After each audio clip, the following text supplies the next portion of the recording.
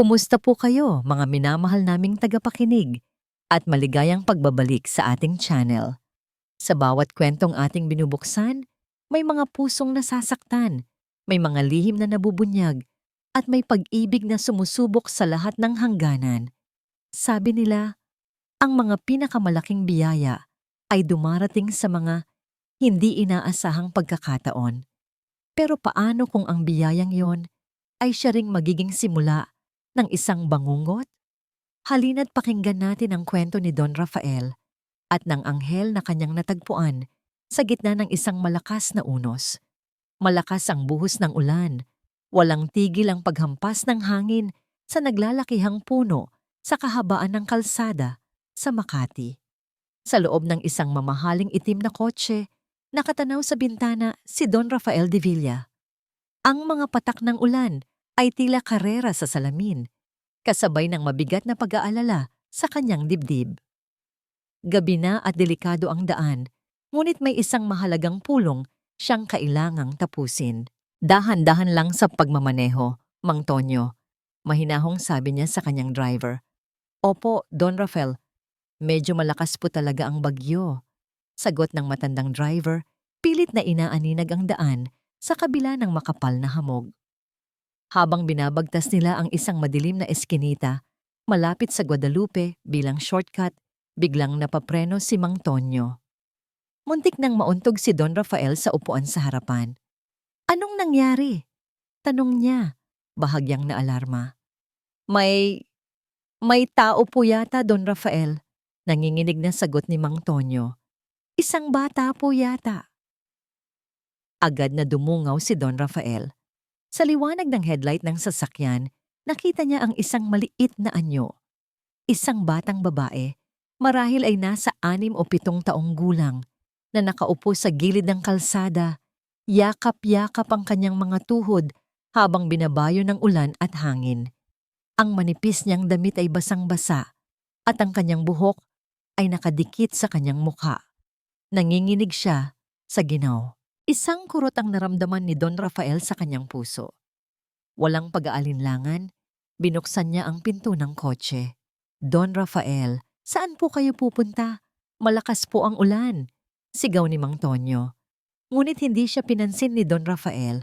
Mabilis niyang hinubad ang kanyang mamahaling Amerikana at lumabas ng sasakyan. Bawat hakbang niya sa malalim na tubig baha ay tila isang dagok sa kanyang dibdib. Paano nagkaroon ng isang musmos na bata sa ganitong lugar, sa ganitong oras at sa ganitong panahon? Nang makalapit siya, dahan-dahan siyang lumuhod sa harap ng bata. Nakapikit ito, tila sumusuko na sa lamig. Ineng, anong pangalan mo? Nasaan ang mga magulang mo? Malumanay niyang tanong. Dahan-dahang iminulat ng bata ang kanyang mga mata. Mga matang pagod at puno ng takot. Wala siyang isinagot. Tanging isang mahinang pag-iling.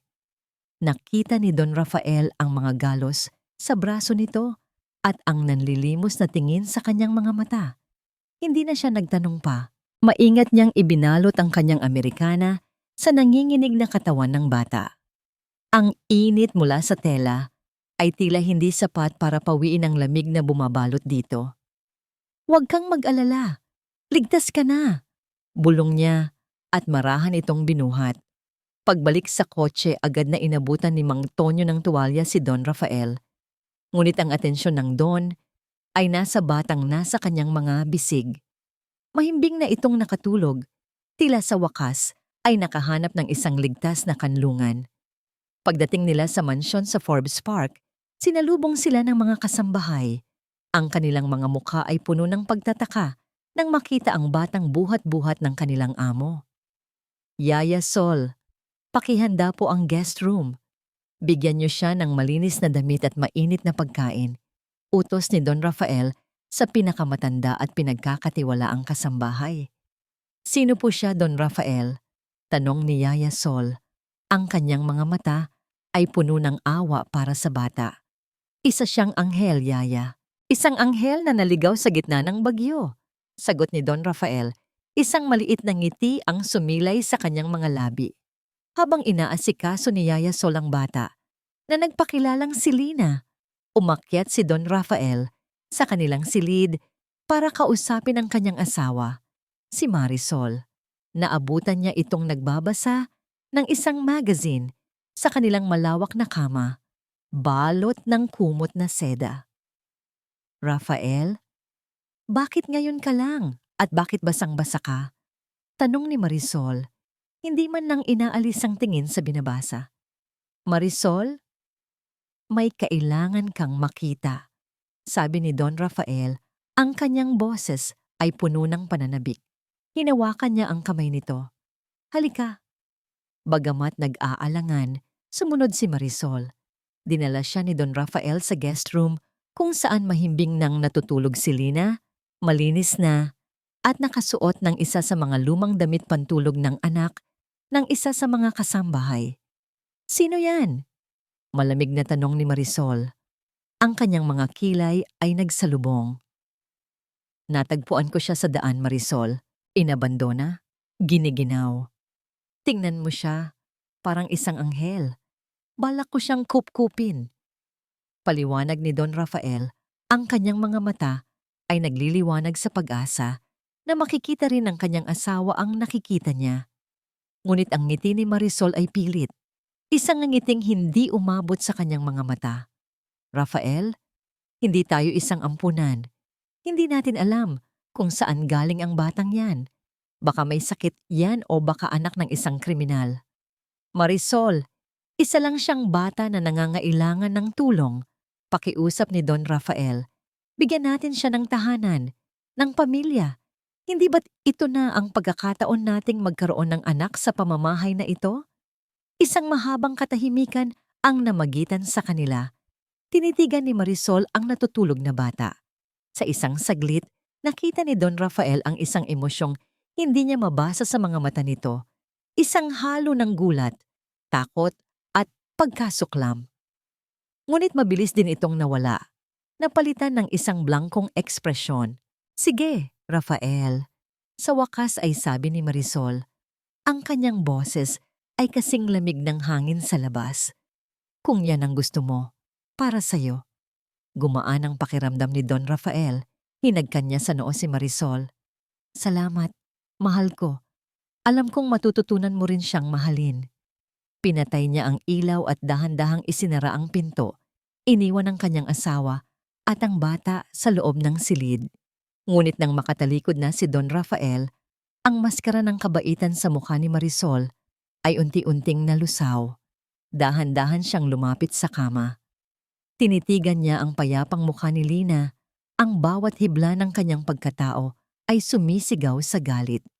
Maingat siyang umupo sa gilid ng kama at sa isang tinig na halos pabulong at puno ng kamandag, nagsalita siya sa natutulog na bata. "Huwag kang masasanay sa lugar na ito." Anya, ang kanyang mga daliri ay dahan-dahang humigpit sa kumot. "Dahil hindi ka nababagay dito." Ang unang umaga ni Lina sa mansyon ay parang isang panaginip. Nagising siya sa isang malambot na kama na mas malaki pa sa espasyong tinutulugan niya sa kalye. Ang sinag ng araw ay dahan-dahang pumapasok sa malaking bintana at naamoy niya ang halimuyak ng mga bulaklak mula sa hardin. Sa isang saglit, inakala niyang nasa langit na siya. Pumasok si Yaya Sol na may dalang malinis na bestida para sa kanya. Ang damit ay simple lang, ngunit para kay Lina, ito ang pinakamagandang damit na nakita niya sa buong buhay niya.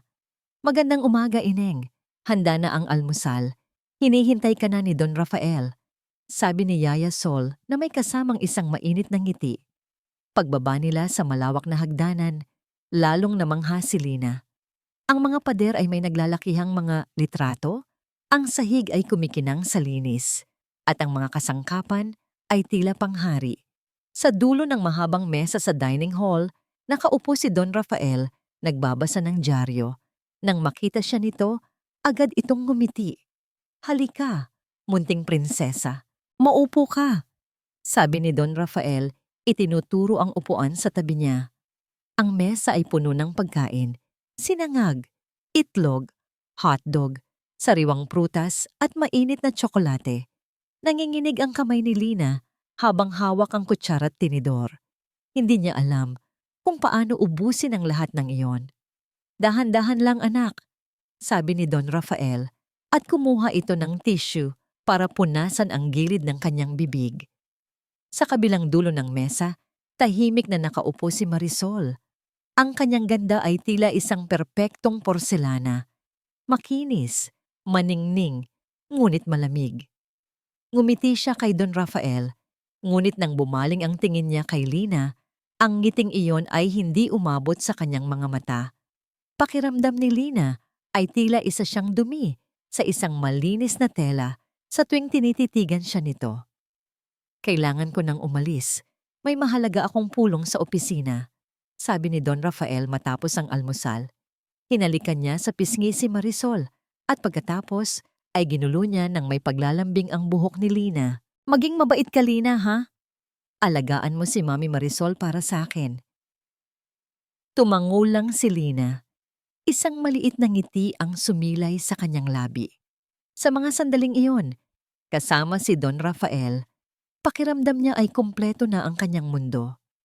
Ngunit sa sandaling marinig nila ang tunog ng sasakyan ni Don Rafael na papalayo sa mansyon, ang buong paligid ay tila nagbago. Ang init at sigla kanina ay biglang napalitan ng isang nakakabinging katahimikan. Dahan-dahang tumayo si Marisol mula sa kanyang upuan. Ang bawat kilos niya ay may bigat. Lumakad siya palapit kay Lina. Ang anino niya ay tila unti-unting lumalamon sa liwanag sa paligid ng bata. Tapos ka na ba sa pagpapakabusog mo, ha? Pulubi. Ang mga salita ay lumabas sa bibig ni Marisol na parang lason. Hindi pa man nakakasagot si Lina. Isang mabilis na kamay ang dumapo sa kanyang plato. Sa isang iglap, ang natitirang pagkain niya, kanin, itlog at hotdog, ay bumagsak at kumalat sa makintab na sahig. Ang tunog ng nabasag na pinggan ay umaling-aungaw sa buong silid.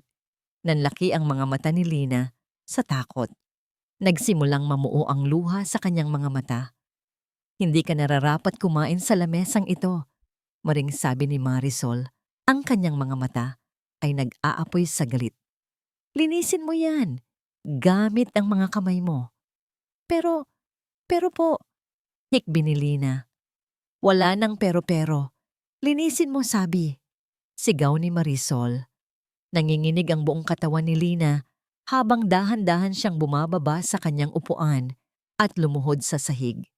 Gamit ang kanyang maliliit na kamay, pinulot niya isa-isa ang bawat butil ng kanin at piraso ng pagkain na kumalat. Ang bawat pagdampi ng malagkit na pagkain sa kanyang palad ay tila isang sampal sa kanyang pagkatao. Nakita niya si Yaya Sol na papalapit.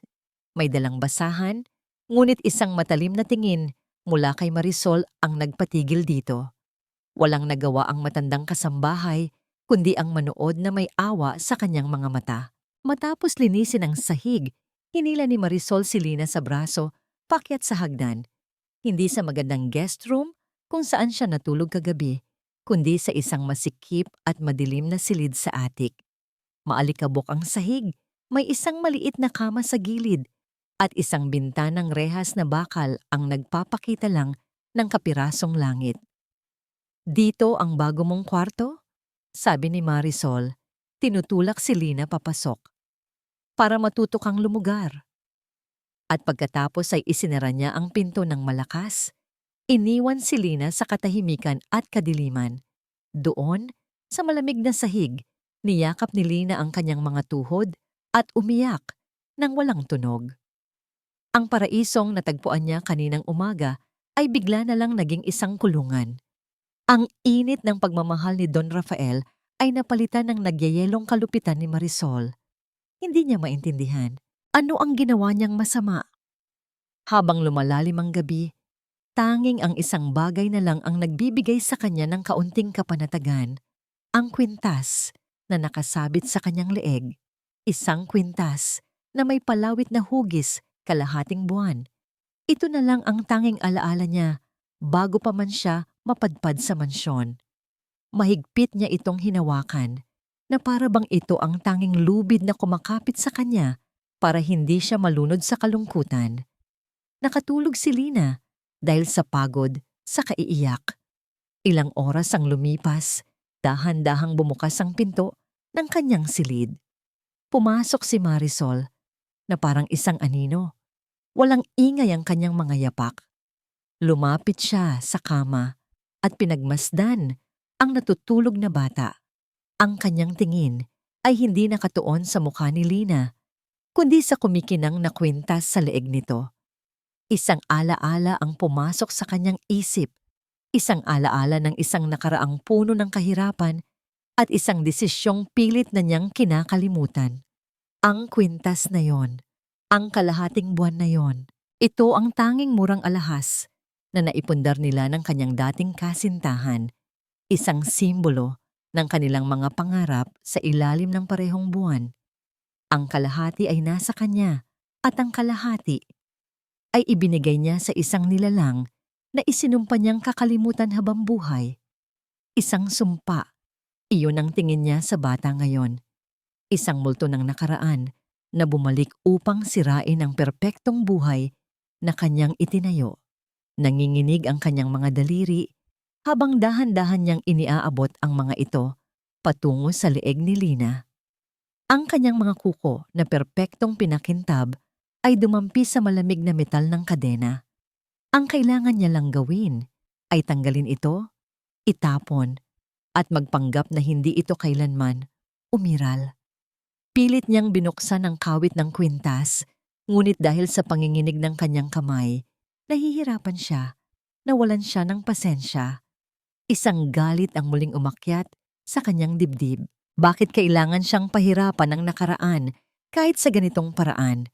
Sa kanyang pagkasipayo, hinila niya ito ng mas malakas. Ang biglaang paghila at ang malamig na pagdampi ng kamay sa kanyang balat ang gumising kay Lina. Sa isang iglap, na puno ng matinding takot ang kanyang buong katauhan. Ang inaantok niyang mga mata ay biglang nanlaki at ang unang nakita niya ay ang mukha ni Marisol. Malapit sa kanya, ang mga mata nito ay nanlilisik at ang mga labi ay mariing nakatikom. Hindi na niya kailangang mag-isip. Isang likas na kilos ang gumabay sa kanya. Bago pa man tuluyang mahablot ni Marisol ang kwintas, agad niyang itinaas ang kanyang maliliit na kamay at buong higpit na hinawakan ang palawit na kalahating buwan. "Huwag po, akin po ito," sigaw ni Lina. Ang kanyang boses ay basag dahil sa takot at pagkaantok. Nagulat si Marisol sa biglaang paglaban ng bata. Hindi niya inaasahan na magigising ito, lalo na ang manlaban. Ngunit ang pagkagulat ay mabilis na napalitan ng mas matinding galit. "Bitawan mo, sabi," utos ni Marisol. Pilit pa ring hinihila ang kadena. "Ayoko po, huwag po." Patuloy na pag-iyak ni Lina. Ang kanyang mga daliri ay namumuti na sa higpit ng pagkakahawak sa kwintas. Ang manipis na kadena ay bumaon sa balat sa likod ng leeg ni Lina at naramdaman niya ang hapdi. Ngunit ang sakit na yon ay baliwala kumpara sa takot na mawala sa kanya ang nag-iisang bagay na nag-uugnay sa kanya sa kung sino man siya. Para sa kanya, ang pagkawala ng kwintas ay parang pagkawala ng kanyang sariling hininga. Sa gitna ng kanilang paglalaban, sa sobrang takot at desperasyon, isang lakas na hindi niya alam kung saan nanggaling ang bumuhos sa kanya. Sumigaw siya ng buong lakas, "Huwag po!" Ang sigaw na yon, isang sigaw na puno ng sakit at pagtutol, ay tila isang kidlat na gumising sa natutulog na mansyon. Natigilan si Marisol, nabitawan niya ang kwintas. Hindi dahil sa awa, kundi dahil sa purong pagkagulat. Hindi niya inaasahan ang ganitong tapang mula sa isang basahan na pinulot lang sa kalye. Inaasahan niyang isang tahimik at sunod-sunurang bata ang kanyang makikita, madaling takutin at kontrolin. Ngunit ang batang nasa harap niya ngayon, kahit na umiiyak at nanginginig, ay may apoy sa mga mata. Isang apoy ng paglaban. Tumayo si Marisol ng tuwid. Ang kanyang dibdib ay mabilis na tumataas at bumababa dahil sa halo-halong gulat at galit. Tinitigan niya si Lina na ngayon ay yakap-yakap ang kanyang kwintas na tila ito ang pinakamahalagang kayamanan sa mundo. Ang reaksyon ng bata, ang matinding pagprotekta nito sa kwintas, ay lalo lang nagpatibay sa kanyang pinakamasamang hinala. Ang eksena sa harap niya ay hindi na lang tungkol sa isang bata at isang alahas. Ito ay isang paghaharap, isang hamon, at para kay Marisol, ito ay isang digmaang hindi niya hahayaang matalo. Si Consolacion o Yaya Sol sa lahat ng tumatawag sa kanya ay mahigit 20 taon nang nagsisilbi sa pamilya de Villa. Nakita niya ang pagyabong ng yaman ni Don Rafael, naramdaman ng lumbay ng pumanaw ang una nitong asawa, at nasaksihan ang tila panibagong buhay nito nang dumating si Senyora Marisol. Ang katapatan niya ay nasa kanyang amo, ngunit ang puso niya ay nasa tama. At sa mga nagdaang araw, ang puso niya ay hindi mapakali. Pagkatapos ng sigaw na narinig niya mula sa silid sa atik noong nakaraang gabi, alam niyang may hindi tama. Kinaumagahan, sinadya niyang siya ang mag-akyat ng almusal para kay Lina. Nadatnan niya itong nakaupo sa gilid ng kama, tahimik na nakatingin sa bintana at mahigpit na hawak-hawak pa rin ang kwintas sa kanyang leeg. "Ineng, nagdala ako ng pagkain," malumanay na sabi ni Yaya Sol. Inilalapag ang tray sa isang maliit na mesa. Hindi kumibo si Lina. Nang lumapit si Yaya Sol, napansin niya ang isang mapulang marka sa braso ng bata, tila isang mahigpit na pagkakahawak. Higit pa roon, nakita niya ang isang bagong uri ng takot sa mga mata nito. Isang takot na hindi na lang dahil sa pagiging bago sa lugar, kundi isang takot na nag-uugat sa isang taong dapat sanay nag-aaruga dito. "Masakit ba?" tanong ni Yaya Sol. Dahan-dahang hinahawakan ang braso ni Lina. Umiling lang ang bata, ngunit isang butil ng luha ang pumatak mula sa kanyang mata. Iyon na ang nagsilbing sagot. Kumuha si Yaya Sol ng isang maliit na bote ng manzanilya mula sa kanyang bulsa at marahang ipinahid ito sa balat ng bata. "Huwag kang mag-alala. Nandito lang ako," bulong niya. "Hindi kita pababayaan." Naramdaman ni Yaya Sol ang galit na namumuo sa kanyang dibdib. Galit para kay Marisol. Nakikita niya kung paano ito magpanggap na isang maamong anghel sa harap ni Don Rafael, ngunit nagiging isang demonyo kapag ito'y nakatalikod. Subalit ano ang kanyang magagawa? Isa lamang siyang hamak na kasambahay. Kinahapunan, habang abala ang lahat sa kanilang gawain, inutusan siya ni Marisol na linisin ang lumang silid nito bago ito ginawang bodega. Ang silid ay nasa dulo ng pasilyo sa ikalawang palapag, isang lugar na bihirang buksan. Ito ang naging kwarto ni Marisol noong mga unang buwan ng kasal nila ni Don Rafael, bago pa sila lumipat sa master's bedroom. Habang nag-aalis siya ng alikabok sa mga lumang kasangkapan, isang bagay ang pumukaw sa kanyang atensyon. Isang maliit na aparador na nakatago sa likod ng kurtina. Sa pag-uusisa, binuksan niya ito. Sa loob, wala itong laman, maliban sa isang maliit, kahoy na kahon sa pinakailalim. Tila naiwanan ito sa pagmamadali. Dahil sa bigat ng kahon, hindi niya ito inaasahang mahuhulog mula sa kanyang mga kamay. Bumagsak ito sa sahig at bumukas. Kumalat ang laman nito. Mga luma at kupas na liham, isang tuyong bulaklak, at ilang mga mumurahing palamuti. Mga bagay na hindi mo aakalaing itatago ng isang Doña Marisol de Villa. Nagsimula siyang pulutin ang mga ito, ngunit isang bagay ang nagpatigil sa kanyang paghinga. Isang litrato. Ang litrato ay luma na. Ang kulay ay medyo kupas na. Nakangiti dito ang isang mas batang Marisol. Ibang-iba ang kanyang itsura. Mas simple, walang mamahaling alahas, at ang nangiti ay tila mas totoo. Katabi niya sa litrato ay isang binatang payat, nakasuot, ng simpleng t-shirt at ang mga braso nito ay nakaakbay sa kanya. Ngunit hindi ang lalaki ang nakakuha ng atensyon ni Yaya Sol. Ito ay ang kwintas na nakasabit sa leeg ng batang Marisol. Namilog ang kanyang mga mata at biglang bumilis ang tibok ng kanyang puso. Tinitigan niya itong maigi. Inilapit pa sa liwanag na nagmumula sa bintana. Walang duda. Ito nga iyon. Ang palawit na hugis kalahating buwan na may maliit na bituin sa dulo. Parehong-pareho sa kwintas na suot-suot ni Lina. Ang kwintas na pilit na inaagaw ni Marisol kagabi. Biglang nagkaroon ng saysay ang lahat. Ang agarang pagkasuklam ni Marisol sa bata. Ang kanyang kakaibang reaksyon nang una niyang makita si Lina.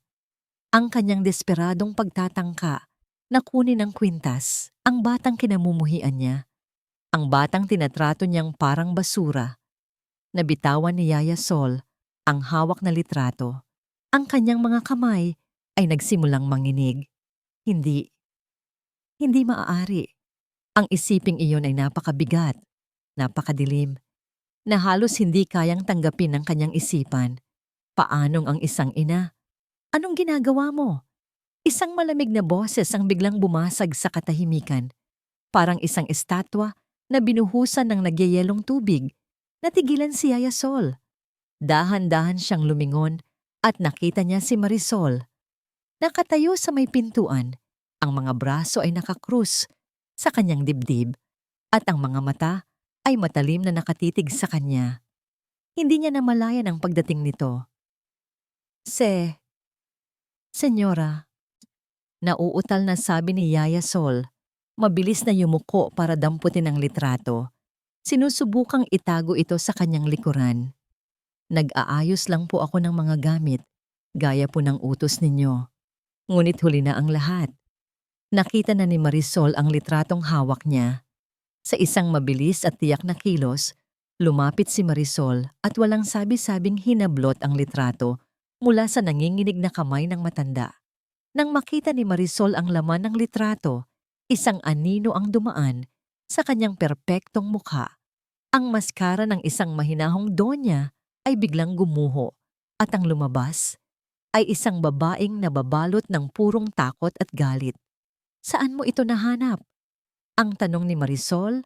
Ang bawat salita ay tila isang patalim. Ang kanyang boses ay hindi na malambing. Ito ay mababa, garalgal, at puno ng panganib. Sa kahon po, senyora. Nauutal na sagot ni Yaya Sol na paatras ng isang hakbang. Itinuro niya ang nakabukas na kahon sa sahig. Nahulog po. Hindi ko po sinasadya. Hindi pinansin ni Marisol ang kanyang paliwanag. Dahan-dahan itong lumapit na parang isang mandaragit na papalapit sa kanyang biktima. Ang kanyang mga mata ay hindi na bumibitiw sa mga mata ni Yaya Sol. At ano ang nakita mo, Yaya? Tanong niya ulit. Mas mababa pa ang boses. Isang lumang litrato? O higit pa roon? Ano ang iniisip ng munti mong isipan ngayon? Naramdaman ni Yaya Sol ang panlalamig ng kanyang buong katawan. Alam niya ang sagot. Naroon ito sa dulo ng kanyang dila. Isang katotohanang napakabigat na tila sasabog sa kanyang dibdib. Ngunit nakita niya ang babala sa mga mata ni Marisol. Isang babala ng kamatayan. Wala po, senyora. Wala po akong iniisip. Mabilis niyang sagot. Pilit na umiiling. Isang lumang litrato lang po. Iyon lang po. Isang mapaklang tawa ang kumawala sa mga labi ni Marisol. Sinungaling. Sa isang iglap, hinawakan ni Marisol ng buong higpit ang braso ni Yaya Sol. Ang kanyang mga kuko ay bumaon sa balat ng matanda. Nakikita ko sa mga mata mo, Yaya. Alam mo na, nakita mo ang kwintas. At ngayon, alam mo na ang lahat. Senyora, maawa po kayo. Pakiusap ni Yaya Sol, ang luha ay nagsimula nang mamuo sa kanyang mga mata. Inilapit ni Marisol ang kanyang mukha sa mukha ng matanda. Ang kanilang mga ilong ay halos magkadikit na. Ang hininga ni Marisol ay mainit at puno ng galit. Makinig ka sa akin at makinig kang mabuti. Bulong niya, ang bawat salita ay may diin at kamandag. Ang nakita mo ngayon, ang iniisip mo ngayon, ibabaon mo yan sa limot. Kung may makakaalam nito, kung may pagsasabihan ka, kahit isang kaluluwa, kahit ang anino mo, sisiguraduhin kong hindi mo lang trabaho ang mawawala sa'yo. Binitawan ni Marisol ang braso ni Yaya Sol nang may kasamang tulak, dahilan para mapaurong ito at halos matumba. Pagkatapos, sa harap mismo ng matanda, dahan-dahang pinunit ni Marisol ang litrato. Pinunit niya ito sa gitna. Pagkatapos ay sa 4 na piraso, hanggang sa maging maliliit na konfeti na lang ito ng isang nakaraang pilit. Pilit niyang winawasak. Lumabas ka na. Malamig niyang utos, hindi man lang tinitingnan si Yaya Sol. Itinapon niya ang mga piraso ng litrato sa sahig na parang basura. At ituloy mo ang iyong trabaho na parang walang nangyari. Nanginginig ang buong katawan. Mabilis na tumalikod si Yaya Sol at halos takbuhin ang daan palabas ng silid. Nang maisara niya ang pinto, sumandal siya sa pader. Habol ang kanyang hininga. Ang kanyang puso ay dumadagundong sa kanyang dibdib na parang isang tambol na nagbabadya ng digmaan. Ang katotohanang kanyang natuklasan ay hindi na isang simpleng sikreto. Isa na itong bomba. At ngayon, hawak niya ang detonador. Ngunit ang kamay ni Marisol ay nakahawak sa kanyang leeg, handang pumigil sa anumang balak niya. Ang katapatan niya kay Don Rafael ay sinusubok ngayon ng kanyang takot para sa sariling kaligtasan. Ngayon, ang katapatan niya ay hindi na lang isang birtud. Isa na itong pasanin na maaaring kumitil sa kanyang buhay. Ang mga sumunod na araw ay isang impyerno para kay Marisol. Ang bawat anino sa pasilyo ay tila si Yaya Sol na nagmamasid. Ang bawat bulungan ng mga kasambahay ay tila isang usapan tungkol sa kanyang lihim. Ang mansyon na dati niyang itinuturing na kaharian ay naging isang kulungan na puno ng mga matang mapanghusga. Pakiramdam niya ay unti-unti siyang sinasakal ng sarili niyang mga pader. Kailangan niyang bawiin ang kontrol. Kailangan niyang magkaroon ng mga mata at tainga na sa kanya lamang tapat. Ang mata ng driver ni Rafael, si Mang Tonyo, ay masyadong loyal sa kanyang amo. "Rafael, mahal," sabi niya isang gabi habang naghahapunan sila. "Naisip ko lang, siguro kailangan na nating kumuha ng isang bagong driver. Mas bata, mas malakas. Para na rin sa seguridad natin, lalo na't nandito na si Lina." Ginamit niya ang pangalan ng bata bilang isang sandata, isang perpektong dahilan na hindi matatanggihan ni Rafael. "Magandang ideya, mahal ko," sagot ni Don Rafael, nalulugod sa tila pag-aalala ni Marisol. "Ikaw na ang bahalang pumili. Ang pinakamagaling para sa pamilya natin." At iyon na nga ang kanyang ginawa. Kinabukasan, isang pila ng mga aplikante ang naghihintay sa library ng mansyon. Isa-isa silang pumasok at isa-isa rin silang sinuri ni Marisol mula ulo hanggang paa. Masyadong matanda, masyadong mayabang, masyadong madaldal. Wala siyang mahanap na perpekto para sa kanyang mga plano. Hanggang sa bumukas ang pinto para sa pang-4 na aplikante. Sa pagpasok nito, tila huminto ang pag-ikot ng mundo ni Marisol. Ang hawak niyang ballpen ay nahulog mula sa kanyang mga daliri. Lumikha ng isang maliit na tunog sa sahig na parang isang putok ng baril sa nakabibinging katahimikan ng kanyang isipan.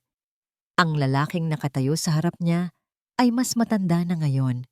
May mga guhit na sa kanyang mukha, ang ilang taon ng paghihirap.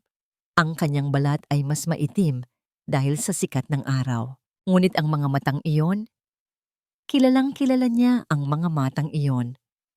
Mga matang dati puno ng pagsinta para sa kanya, ngunit ngayoy blanko at malamig na parang yelo.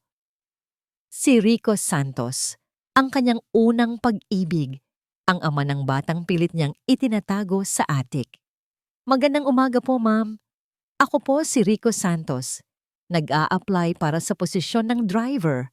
Sabi nito, ang kanyang boses ay kalmado at formal na para bang isa lamang siyang estranghero. Hindi makapagsalita si Marisol.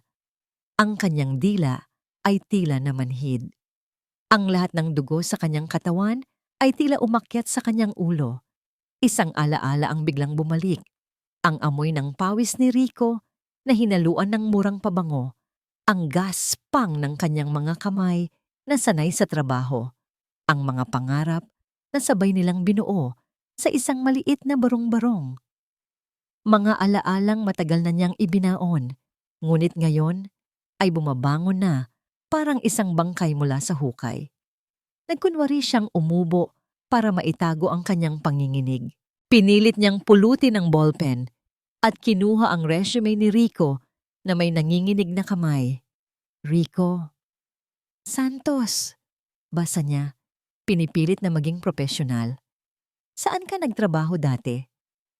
Nagserbisyo po ako sa isang pamilyang banyaga sa loob ng 5 taon. Umuwi lang po sila sa kanilang bansa kaya po ako nawalan ng trabaho. Diretsong sagot ni Rico. Ang kanyang mga mata ay hindi umaalis sa pagkakatitig sa kanya. Binasa ni Marisol ang kanyang resume. Perpekto, walang maipipintas, malinis ang record. Magagaling ang mga rekomendasyon. Sinadya ba niya ito? Paano niya nahanap ang lugar na ito? Ang mga tanong ay bumabara sa kanyang lalamunan. Kailangan niya itong paalisin. Ngayon din, may pamilya ka ba, Mr. Santos? Tanong niya, umaasang may makikitang butas. Wala po, ma'am. Binata po ako. Sagot nito, isang kasinungalingan. Alam niyang isa yung kasinungalingan. Sa tingin ko ay hindi ka kwalipikado. Mahal, kumusta ang pagpili? Ang boses ni Don Rafael ay biglang pumasok sa silid. Lumapit ito at tumayo sa likuran ni Marisol. Nakangiti. Sino itong ginoong ito? Si Mr. Santos po. Isang aplikante. Pilit na sagot ni Marisol. Kinuha ni Don Rafael ang resume mula sa mesa at mabilis itong binasa. Impressive! Mukhang napakagaling ng iyong credentials, Mr. Santos.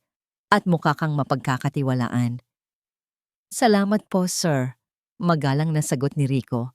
Ang kanyang tingin ay bahagyang yumuko. Huwag na tayong maghanap ng iba, mahal. Sabi ni Don Rafael. Tinapik ang balikat ni Marisol. Siya na ang kunin natin. Simula bukas na bukas din. Pakiramdam ni Marisol ay nasukol siya. Wala siyang magawa. Ang pagtanggi ngayon ay magmumukhang kahina-hinala. Isang pilit na ngiti ang isinukli niya sa kanyang asawa. Sige, mahal. Kung yan ang desisyon mo. Matapos ang ilang tagubilin, lumabas si Don Rafael kasama ang iba pang mga katulong. Naiwan sa silid si Marisol at si Rico. Isang katahimikang mas maingay pa sa isang sigawan. Tumayo si Rico para umalis. Naglakad ito patungo sa pinto. Sa isang saglit, inakala ni Marisol na tapos na. Nakahinga siya ng maluwag. Ngunit bago pa man nito buksan ang pinto, huminto ito. Hindi ito lumingon. Ngunit nagsalita ito sa isang boses na sapat lang para marinig nilang dalawa. Isang boses na naglalaman ng lahat ng sakit, galit at pangako ng mga taong nagdaan. Ang ganda pa rin pala ng reyna ng buhay ko. Pagkatapos ay lumabas ito ng silid, isinara ang pinto ng marahan at iniwan si Marisol na nakatayo doon. Nanginginig, nanlalamig, at alam sa kanyang sarili na ang multo ng kanyang nakaraan ay hindi na lamang isang alaala. Nasa loob na ito ng kanyang kaharian. Ang unang araw ni Rico Santos bilang driver ng pamilya De Villa ay isang pagsubok sa kanyang pagtitimpi. Bawat sulok ng mansyon ay isang sampal sa kanyang mukha. Isang paalala ng lahat ng ipinagkait sa kanya.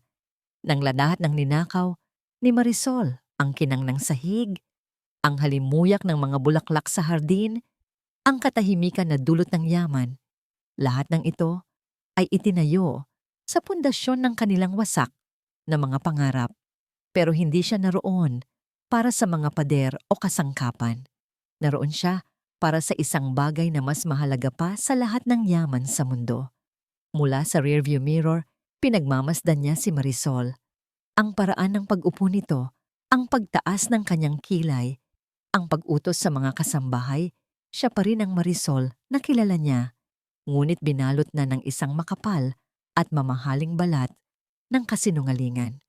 Sa ilalim ng lahat ng iyon, nakikita pa rin niya ang babaeng minahal niya at iyon ang mas nagpapabigat sa galit sa kanyang dibdib. Ang tunay na pagsubok ay dumating nang makita niya si Lina. Unang beses niyang nasilayan ng bata nang utusan siyang ihatid ito sa isang tutorial center. Habang naglalakad si Lina palabas ng mansyon, pasan-pasan ang isang maliit na bag. Isang hindi maipaliwanag na kaba ang naramdaman ni Rico. Ang paraan ng pagyuko ng ulo nito, ang tila laging pag-iingat sa bawat hakbang, para itong isang munting ibon na may bali ang pakpak at ang kwintas. Nang pumasok ito sa kotse, na sinaga ng araw ang palawit na kalahating buwan sa leeg nito. Sa isang saglit, huminto ang paghinga ni Rico. Ito na yon, ang kalahating parating ng kanyang sariling kwintas na nakatago sa ilalim ng kanyang damit, malapit sa kanyang puso. Ang anak niya. Ang katotohanan yon ay hindi nagdulot ng tuwa, kundi ng isang matinding kirot. Dahil sa mga sumunod na araw, nakita niya ang lahat. Isang hapon, habang naglilinis siya ng kotse sa garahe, nakita niya si Lina na nakatayo sa gitna ng hardin, diretsong nakabilad sa nakakapasong sikat ng araw. Hindi ito gumagalaw. Parusa. Alam niya kaagad na parusa yon. Mula sa bintana sa itaas, nakita niya ang anino ni Marisol na nagmamasid. Parang pinipiga ang puso ni Rico. Gusto niyang tumakbo, kunin ang bata, at isigaw sa mukha ni Marisol ang kanyang kalupitan. Ngunit alam niyang kapag ginawa niya iyon, mawawala ang lahat. Sa halip, kumuha siya ng isang malaking gunting para sa halaman at nagkunwaring pinuputol ang mga sanga ng isang malaking bush malapit sa kinatatayuan ni Lina. Sinadya niyang ipwesto ang kanyang sarili sa paraang ang kanyang katawan at ang mga halaman ay lumilikha ng isang anino na tumatama sa bata. Hindi man nito tuluyang natakpan si Lina. Sapat na yon para mabawasan ang tindi ng sikat ng araw. Nakita niyang bahagyang lumingon sa kanya si Lina. Isang tingin ng pagtataka at pagkalito. Isang bahagyang tango lang ang isinukli ni Rico bago siya bumalik sa kanyang ginagawa. Iyon ang kanilang unang sikretong ugnayan. Sa isa pang pagkakataon, habang naghihintay siya sa labas ng bahay, nakita niyang papalabas si Lina na may luha sa mga mata. Alam niyang kagagawa na naman ito ni Marisol. Mabilis na dumukot si Rico sa kanyang bulsa. Kinuha ang isang piraso ng candy na palagi niyang dala. Nagkunwari siyang may pinupulot sa sahig malapit sa daraanan ng bata. "Nahulog mo yata ito, Ineng," sabi niya nang hindi tumitingin dito. Iniabot ang candy. Nag-alinlangan si Lina. Ngunit nang makita niya ang kabaitan sa mga mata ng bagong driver, dahan-dahan niya itong kinuha at mabilis na isinilid sa kanyang bulsa. Isang maliit na ngiti ang sumilay sa kanyang mga labi bago siya tumakbo palayo. Para kay Rico, ang nangiting iyon ay mas mahalaga pa sa kahit anong ginto. Ang kanilang ugnayan ay nabuo sa mga ganitong tahimik na sandali. Ngunit isang araw, habang naglalaro si Lina malapit sa garahe, natapilok ito at bumagsak sa sementadong sahig. "Aray!" daing nito at nagsimulang umiyak. Bago pa man makalapit ang ibang kasambahay, si Rico ang unang dumating sa tabi niya. "Dahan-dahan, Ineng," sabi niya. Ang kanyang boses ay puno ng pag-aalalang hindi niya maitago. Marahan niyang inalalayan ng bata na tumayo at sinuri ang mga tuhod nitong may gasgas. "Masakit ba?" Opo," hikbi ni Lina, ngunit ang pag-iyak niya ay nagsimulang humupa dahil sa atensyon na kanyang natanggap. "Halika, lalagyan natin yan ng gamot." Lahat ng ito ay nasasaksihan ni Marisol mula sa bintana ng kusina. Ang bawat kilos ni Rico, ang bawat pag-aalala sa mukha nito, ay parang mga karayom na tumutusok sa kanyang puso. Ang dalawang multo ng kanyang nakaraan, ang 2 taong dapat ay hindi na niya makikita, ay nagkakaroon ng ugnayan sa loob mismo ng kanyang pamamahay. Ang selos at takot ay nagsanib sa loob niya. Lumilikha ng isang halimaw na kailangan ng kumawala. Kinagabihan, habang inaayos ni Rico ang gamit sa likod ng sasakyan, hinarap siya ni Marisol. Ang kanyang mukha ay walang emosyon, ngunit ang kanyang mga mata ay nagbabaga. Mr. Santos, simula niya, ang kanyang boses ay malamig at may diin. Gusto ko lang ipaalala sa iyo ang iyong lugar sa pamamahay na ito. Huminga ng malalim si Rico bago humarap. Ano po ang ibig ninyong sabihin, senyora? Ang trabaho mo ay magmaneho, buksan ang pinto, buhatin ang mga pinamili. Hanggang doon na lang iyon, sabi ni Marisol, lumalapit. Hindi kasama sa trabaho mo ang pakikipag-usap o paglapit sa mga miyembro ng pamilyang ito, lalo na sa anak ko. Ang mga salitang anak ko ay tumama kay Rico na parang isang malakas na sampal, ngunit pinanatili niya ang kanyang kalmadong ekspresyon. Naiintindihan ko po. Humihingi po ako ng paumanhin kung tandaan mo ito. Putol ni Marisol sa kanya. Isa ka lang driver, isang hamak na empleyado. Huwag na huwag mong kalilimutan kung sino ang nagpapasweldo sa'yo at kung sino ang basura na pinulot lang namin. Sa sandaling iyon, sa likod nila, lumabas si Lina mula sa kusina. Marahil ay may kukunin sa hardin. Narinig niya ang huling mga salita ni Marisol. Nakita niya ang galit sa mukha ng ginang at ang sakit na pilit itinatago sa mga mata ni Rico. At sa unang pagkakataon sa kanyang buhay sa loob ng mansyon na yon, isang bagay ang nagbago sa loob ni Lina. Ang takot ay napalitan ng isang kakaibang tapang. Bago pa man makatalikod si Marisol, mabilis na tumakbo si Lina. Ngunit hindi pa palayo. Tumakbo siya at huminto sa pagitan ni Marisol at ni Rico, nakaharap sa ginang. Inunat niya ang kanyang maliliit na braso na para bang isang kalasag. Pinoprotektahan ng lalaking nagpakita sa kanya ng kabaitan. Walang salitang lumabas sa bibig ni Lina.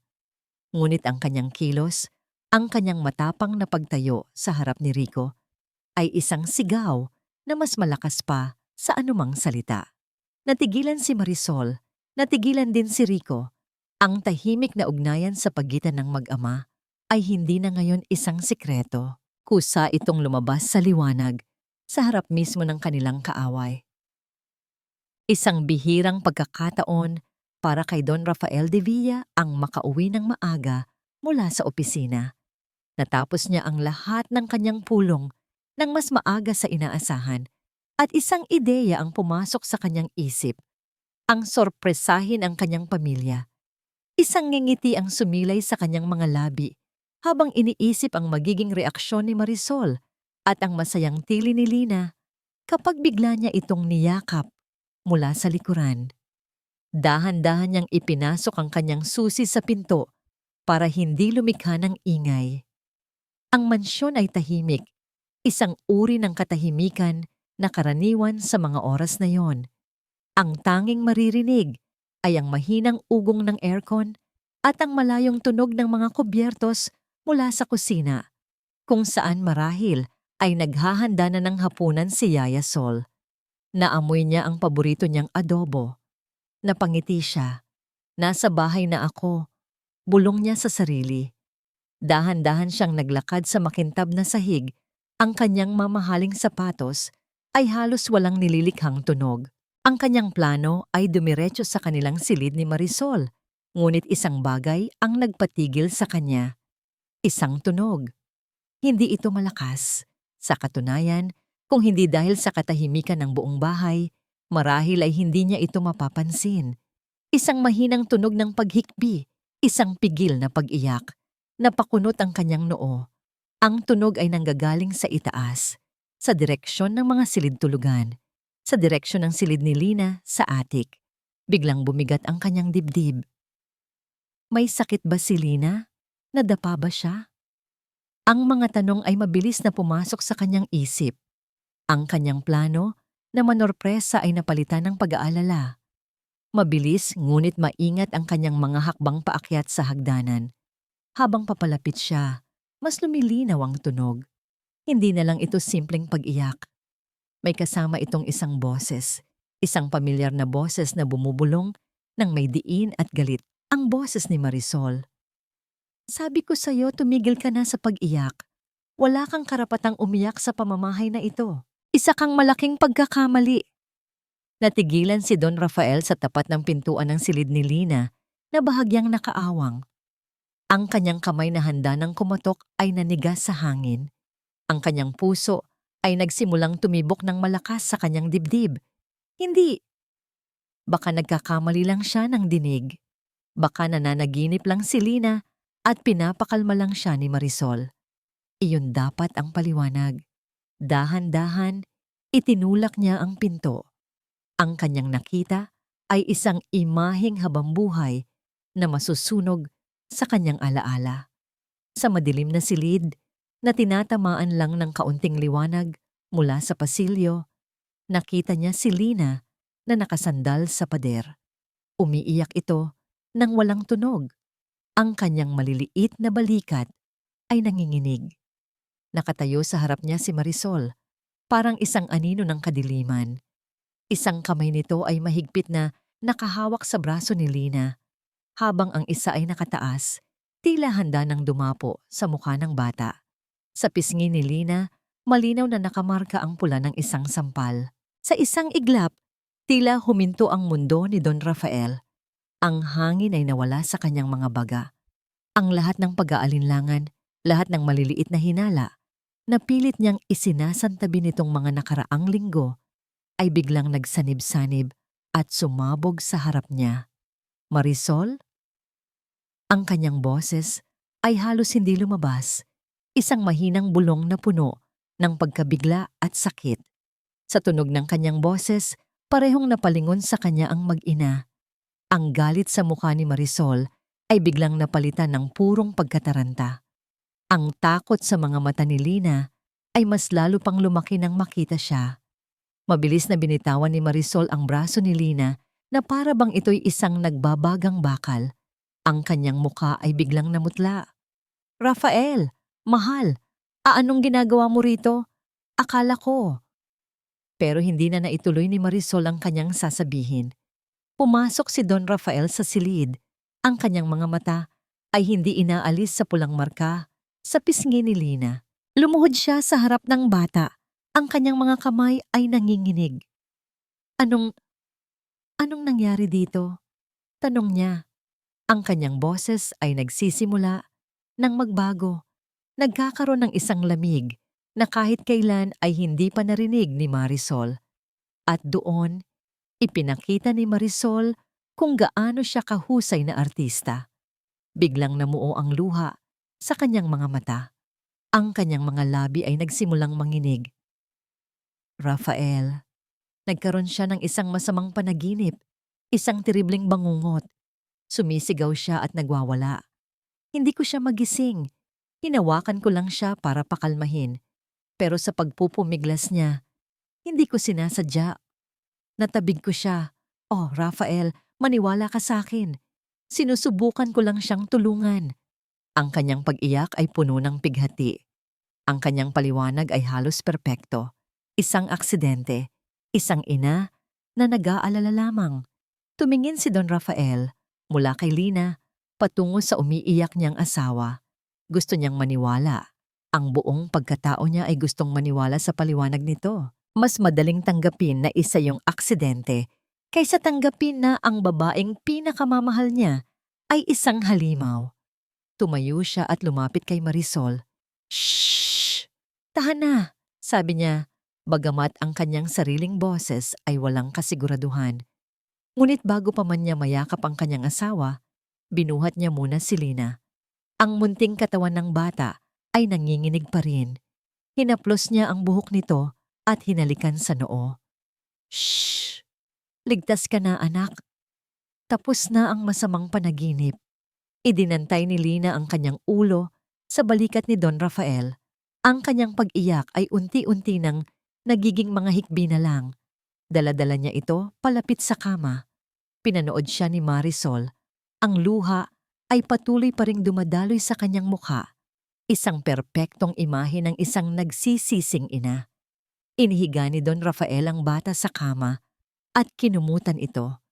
Sa isang saglit, kumalma ang kanyang puso. Marahil ay tama si Marisol. Marahil ay isa lang itong malaking hindi pagkakaunawaan. Ngunit habang papalabas na sila ng silid, sa pagitan ng pagiging gising at tulog, isang mahinang boses ang narinig ni Don Rafael mula sa kama. Isang bulong na halos hindi maririnig, ngunit para sa kanya, ito ay kasing lakas ng isang kulog. "Huwag po, Mami. Masakit po." Natigilan si Don Rafael. Ang kanyang kamay na nasa doorknob ay nanigas. Para siyang binuhusan ng isang baldeng puno ng yelo. Paulit-ulit na umikot sa kanyang isipan ang mga salitang yon. "Huwag po, Mami. Masakit po." Ang dalawang pariralang iyon ay hindi magkatugma sa kwento ng isang simpleng bangungot.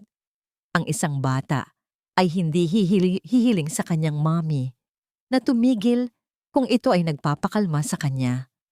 Ang salitang masakit ay hindi salita ng isang nananaginip, kundi ng isang nasasaktan. Ang bulong ay parang isang kulog na bumasag sa perpektong salamin ng kanyang pagtitiwala, at ang mga basag na piraso nito ay tila tumutusok sa kanyang puso.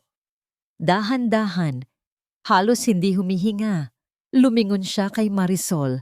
Ang pag-aalala at pag-unawa sa kanyang mga mata kanina ay biglang naglaho. Napalitan iyon ng isang bagay na mas malamig, mas mapanuri. Isang tingin na tila tumatagos sa kaluluwa, hinahanap ang katotohanang pilit itinatago. Nakita ni Marisol ang pagbabago sa ekspresyon ng kanyang asawa. Ang mga luha sa kanyang mga mata ay biglang natuyo. Ang kanyang mukha, na kanina'y puno ng nag-aalalang pighati, ay biglang namutla. Ang kanyang perpektong pag-arte ay gumuho sa isang iglap. Nananaginip pa rin siya. "Mahal," mabilis na sabi ni Marisol. Ang boses ay nanginginig at puno ng desperasyon. "Naririnig mo? Iyon ang bangungot na sinasabi ko sa'yo. Binabangungot niya ako." Pero ang kanyang mga salita ay tila walang bigat. Ang kanyang paliwanag ay parang isang manipis na tela na pilit ipinantatakip sa isang naglalakihang butas. Ngunit hindi siya pinansin ni Don Rafael. Hindi siya sinagot. Hindi man lang niya kinwestiyon ang kanyang paliwanag. Sa halip, tinalikuran niya ito. Nilagpasan lang niya si Marisol na para bang ito'y hangin at tahimik na naglakad palabas ng silid. Ang bawat hakbang niya palayo ay tila isang malakas na dagundong sa sahig na gawa sa nara, isang hatol na hindi pa binibigkas. Naiwan si Marisol sa pasilyo, nakatayo na parang isang estatwa, nanlalamig ang buong katawan. Ang mga luha sa kanyang pisngi ay napalitan ng malamig na pawis ng takot. Hindi ang sigaw, hindi ang galit, kundi ang nakabibinging katahimikan ni Don Rafael ang pinakakinatatakutan niya. Sa sandaling iyon, alam niya, ang binhi ng pagdududa ay naitanim na at nagsisimula na itong mag-ugat. Ang hangin sa mansyon ng mga Divilla ay tila mas malamig at mas mabigat sa mga sumunod na araw. Ang mga ngiti ay pilit, ang mga pag-uusap ay maikli at walang laman. Si Don Rafael ay madalas na tahimik at malalim ang iniisip, habang si Marisol ay sobra sa pag-aasikaso. Isang perpektong asawa na pilit ibinabalik ang init na biglang nawala. Ngunit sa likod ng lahat ng iyon, ramdam ni Yaya Sol ang lamat. Isang malaking lamat sa pundasyon ng pamilya. At alam niyang siya lang at ang demonyong nagkatawang tao bilang donya ng bahay ang nakakaalam ng totoong dahilan. Ang insidente sa silid ni Lina ay ang huling patak na nagpaapaw sa kanyang baso ng pagtitimpi. Ang pag-iyak ng bata, ang galit ni Marisol, at higit sa lahat, ang nabasag na ekspresyon sa mukha ni Don Rafael. Lahat ng yon ay paulit-ulit na naglalaro sa kanyang isipan. Hindi na niya kayang maging isang tahimik na manunood. Ang katapatan niya sa kanyang amo ay nangangahulugang kailangan niyang protektahan ito mula sa kasinungalingan, kahit na ang kapalit nito ay ang kanyang sariling kaligtasan. Ngunit hindi niya ito kayang gawin mag-isa.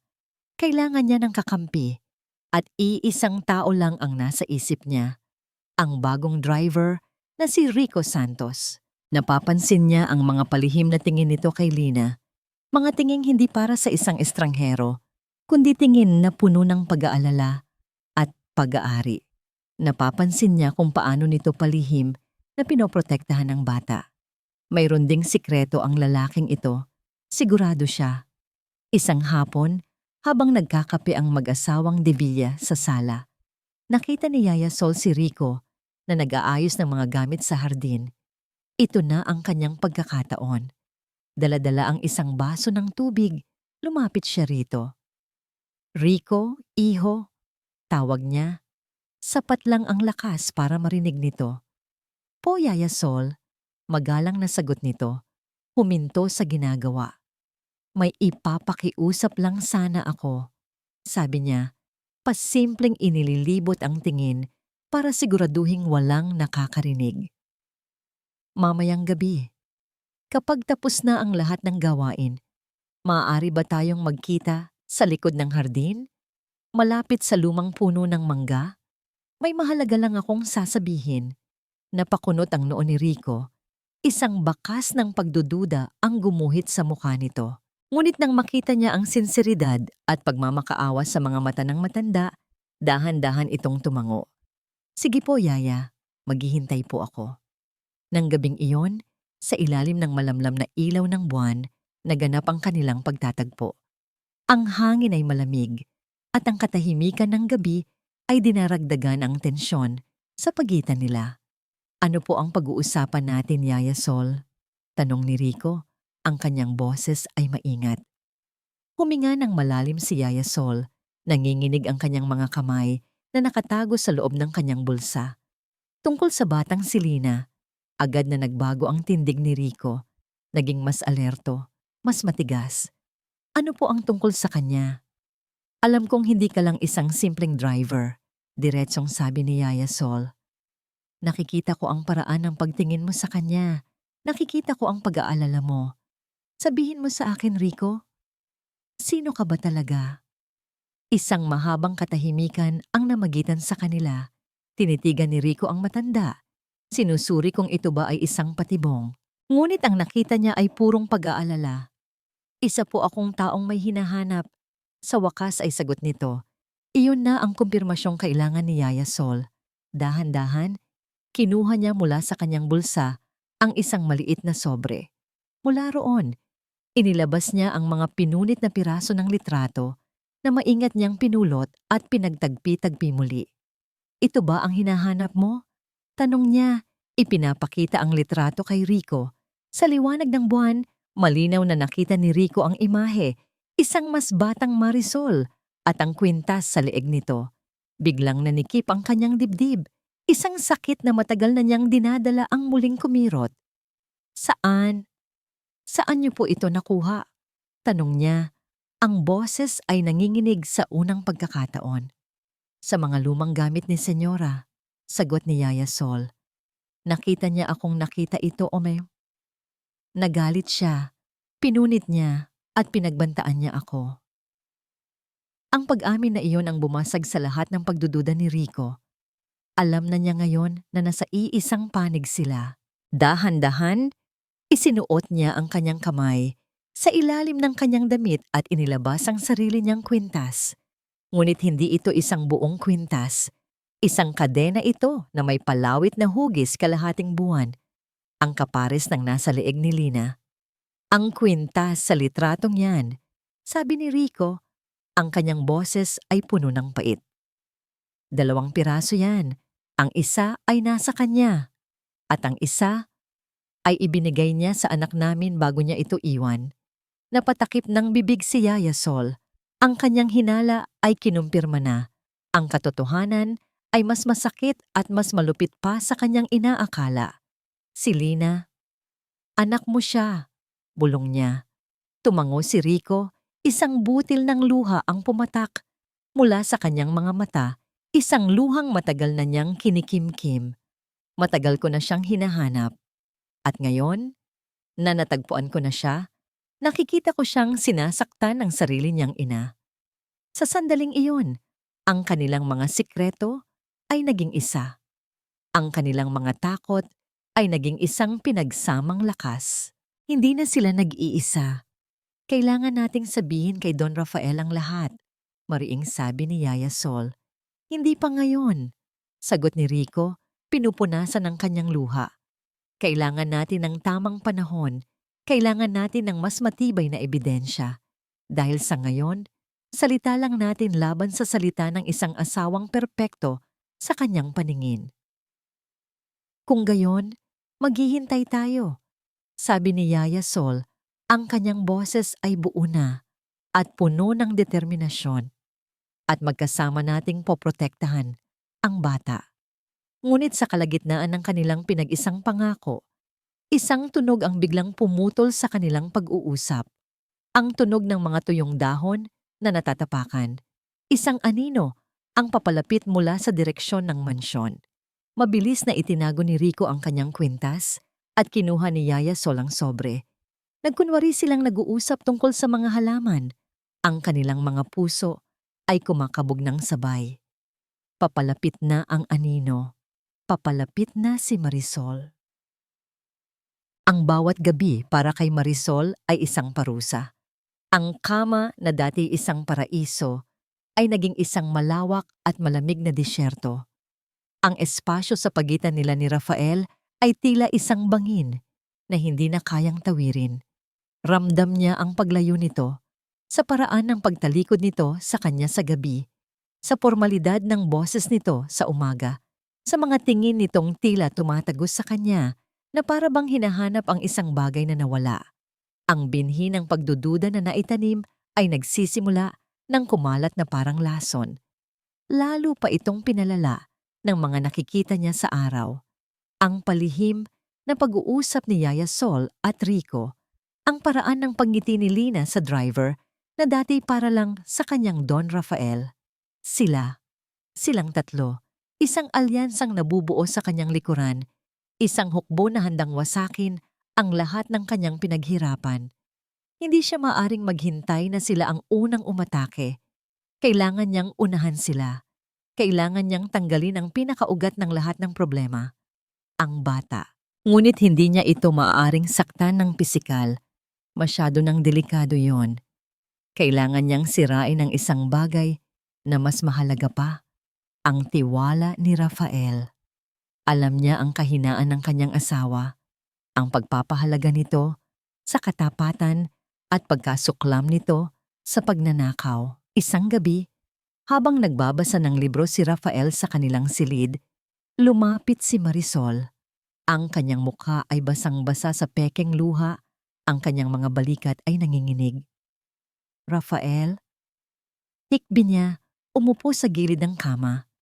Ibinaba ni Rafael ang kanyang libro, ngunit ang kanyang ekspresyon ay hindi nagbago.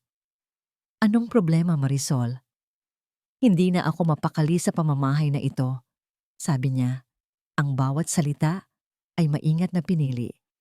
Simula nang dumating ang mga pagbabago, pakiramdam ko ay hindi na ako ligtas. Pakiramdam ko ay may mga matang laging nakamasid, naghihintay. Ano ang ibig mong sabihin? Tanong ni Rafael. Walang emosyon. Hindi ko alam. Marahil ay gunig-gunig ko lang ito. Sabi niya, yumakap sa sarili. Pero pakiramdam ko, kailangan nating mas mag-ingat. Ang mga mahahalagang bagay, baka mawala. Iyon lang ang kailangan niya. Ang maitanim ang ideya ng kawalan at panganib. Hindi na siya nagsalita pa. Hinayaan na lang niyang ang katahimikan ang magpatuloy ng kanyang trabaho. Kinabukasan, habang nasa opisina si Rafael at abala sa hardin si Rico, sinimulan na ni Marisol ang kanyang plano. Nagtungo siya sa kanyang walk-in closet. Isang silid na puno ng mga damit at alahas na sumisimbolo sa kanyang tagumpay. Binuksan niya ang isang itim na kahon na yari sa velvet. Sa loob nito, kumikinang ang isang pares ng hikaw na diamante, regalo sa kanya ni Rafael noong kanilang unang anibersaryo. Napakaliit, ngunit napakamahal, perpekto. Kinuha niya ang isang piraso ng hikaw. Ang lamig ng diamante ay gumapang sa kanyang palad. Walang pag-aalinlangan, walang pagsisisi. Tanging isang malamig at matigas na determinasyon. Naglakad siya palabas ng silid. Ang bawat hakbang ay maingat. Sumilip siya sa ibaba. Nakita niyang nagpupunas ng sahig si Yaya Sol sa sala. Kailangan niyang maging mabilis. Tahimik siyang umakyat sa atik, patungo sa silid ni Lina. Dahan-dahan niyang pinihit ang seradura. Nakabukas ito. Pumasok siya sa loob. Ang silid ay malinis, ngunit ramdam pa rin ang lungkot sa hangin. Natutulog si Lina. Ang kanyang paghinga ay payapa. Walang kamalay-malay sa kasamaang papalapit. Sa isang sulok, nakita ni Marisol ang hinahanap niya. Ang luma at gutay-gutay na backpack ni Lina, ang tanging pag-aari nito noong dumating ito sa mansyon. Dahan-dahan siyang lumapit dito. Ang baho ng lumang tela ay sumingaw nang buksan niya ang zipper. Kinapa niya ang loob. Ang kanyang mga daliring may manicure ay dumadampi sa mga gaspang sa loob ng bag. Pagkatapos, walang pag-aalinlangang ibinulsa niya ang hikaw sa isang maliit na butas sa loob nito. Itinago niya ito ng maigi sa isang lugar na hindi madaling makikita, ngunit siguradong mahahanap kapag sinadyang hanapin. Isinara niya ang bag at ibinalik ito sa dati nitong pwesto. Tumingin siya sa natutulog na bata sa huling pagkakataon. Dito nagtatapos ang pagiging prinsesa mo, bulong niya. Mabilis at tahimik siyang bumalik sa kanilang silid. Ang kanyang puso ay kumakabog, hindi dahil sa takot, kundi dahil sa pananabik. Ang huling yugto ng kanyang plano. Lumapit siya sa kanyang sariling tokador. Binuksan niya ang mga drawer at sinadyang guluhin ang mga laman nito. Ibinagsak niya ang ilang mga bote ng pabango sa sahig. Pagkatapos, gamit ang sarili niyang mga kuko, kinalmot niya ang kanyang braso. Hindi malalim, sapat lang para mamula at mag-iwan ng marka. Isang marka ng isang pagpupumiglas na hindi kailanman nangyari. Tumayo siya sa gitna ng ginulo niyang silid. Tumingin siya sa salamin.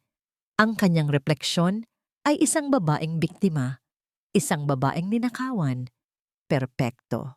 Huminga siya ng malalim. Pinuno ang kanyang mga baga ng hangin. Inihahanda ang kanyang lalamunan para sa pinakamahusay na pag-arte ng kanyang buhay. Ang isang sigaw na gigising sa buong mansyon. Ang isang sigaw na magiging simula ng pagtatapos para kay Lina. Nagising si Lina hindi dahil sa sikat ng araw, kundi dahil sa isang pakiramdam.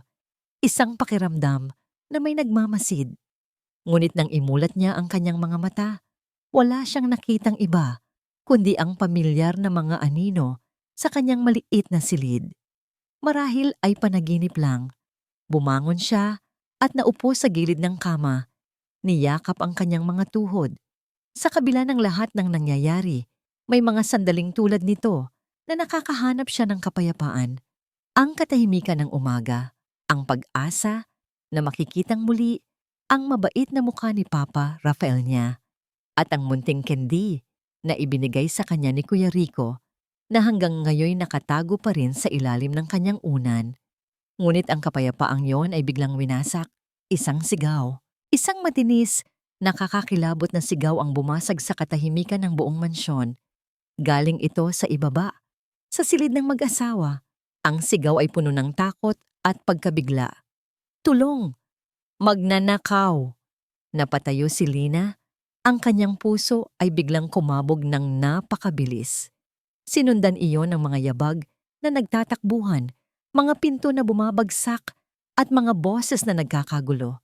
Narinig niya ang boses ni Yaya Sol, ni Mang Tonyo at ng iba pang mga kasambahay. Ang buong bahay ay nasa estado ng kaguluhan dahil sa takot na natili lang siya sa kanyang silid, nakikinig sa mga nangyayari sa ibaba. Maya-maya pa, bumukas ang pinto ng kanyang silid. Si Yaya Sol, ang kanyang mukha ay puno ng pag-aalala. "Lina anak, diyan ka lang muna ha. Huwag kang bababa," sabi nito bago muling isara ang pinto. Ngunit ang pag-uusisa at takot ng isang bata ay mas malakas. Dahan-dahan, binuksan niya ng kaunti ang pinto at sumilip. Nakita niya ang lahat ng mga kasambahay na nagkukumpulan sa labas ng master's bedroom. At sa gitna ng lahat, nakita niya si Marisol. Ang senyora ay umiiyak, yakap-yakap ang sarili. Ang kanyang buhok ay gulo, ang kanyang damit ay bahagyang punit, at may mga pulang kalmot sa kanyang braso. Nawawala ang mga hikaw ko. Hikbi nito, itinuturo ang nakabukas na tokador. Pinasok ako. Tinulak niya ako. Si Marisol ay ang perpektong larawan ng isang biktima. Kahit si Lina ay nakaramdam ng awa. Dumating si Don Rafael na kadarating lang mula. Sa kanyang morning walk, ang mukha ay puno ng pag-aalala. "Marisol, anong nangyari?" "Rafael, ninakawan ako." Iyak ni Marisol, yumakap sa kanyang asawa. "Ang mga diamanteng hikaw, ang regalo mo sa akin." Hinalughog na po namin ang buong paligid, Don Rafael. Wala pong senyales na may ibang taong nakapasok, sabi ng security guard. Dito na nagsimula ang lason na plano ni Marisol. Humiwalay ito sa pagkakayakap kay Rafael, pinunasan ang kanyang mga luha, at tiningnan ang lahat ng kasambahay na nakapaligid sa kanila. "Kung walang nakapasok mula sa labas," sabi niya, ang kanyang boses ay nanginginig ngunit may diin. Ibig sabihin, ang nagnakaw ay isa sa mga nasa loob ng pamamahay ko na ito. Isang malamig na katahimikan ang bumalot sa lahat. Ang bawat isa ay nagtinginan, puno ng hinala. "Hindi iyan maaari," maringas sabi ni Don Rafael. "Ang mga taong ito ay matagal nang nagsisilbi sa atin." "Pero Rafael, ang ebidensya," giit ni Marisol. "Para sa kapayapaan ng lahat, kailangan nating halughugin ang lahat. Ang bawat gamit, ang bawat isa sa atin, para malinis ang pangalan ng mga inosente." Pumayag si Don Rafael, bagamat mabigat sa kanyang kalooban. Isa-isang hinalughog ang mga gamit ng mga kasambahay, si Yaya Sol, ang mga hardinero, ang mga kusinera. Walang nakita. At pagkatapos, bumaling ang mga mata ni Marisol sa direksyon ng hagdanan kung saan nakasilip si Lina. "Lahat," sabi ni Marisol. Ang kanyang boses ay biglang naging malamig. "Sinabi kong lahat." Naramdaman ni Lina na nanuyo ang kanyang lalamunan. Lahat ng mga mata ay napunta sa kanya. Dahan-dahang umakyat si Marisol sa hagdanan. Kasunod ang isa sa mga security guard. Ang bawat hakbang nito ay parang isang mabagal na paghatol. "Anong ginagawa mo, Marisol?" tanong ni Don Rafael. Sumusunod sa likuran. Isa lang siyang bata. Isang batang pinulot sa kalye na hindi natin alam ang pagkatao. Sagot ni Marisol nang hindi lumilingon. Pumasok sila sa silid ni Lina. Ang maliit na espasyo ay biglang naging napakasikip.